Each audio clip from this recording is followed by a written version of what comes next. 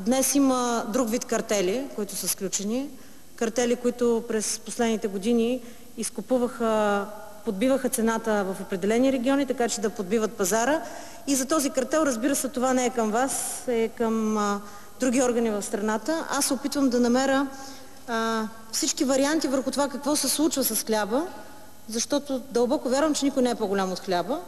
И трябва да ви призная, че през януари месец, когато беше газовата криза и започна използването на мазут, всички знаем, че мазут е с по-ниска стойност, отколкото газта, изведнъж се оказваше, че отново се заговори за увеличение цената на хляба, заради използването на мазут. Благодаря ви, това беше въпроса от вас.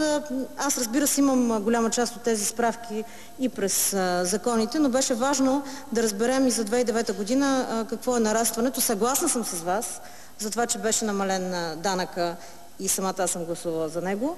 За съжаление, обаче не съм съгласна с намалението на осигурителната тежест. Считам, че има още какво да се прави. И знам, че е много дълъг политически дебат за това дали рязко, ако се намали осигурителната тежест, не плавно, ще има много повече приходи в НОИ и съответно това ще може да промени пенсионната реформа, но това е друг дебат. Благодаря ви.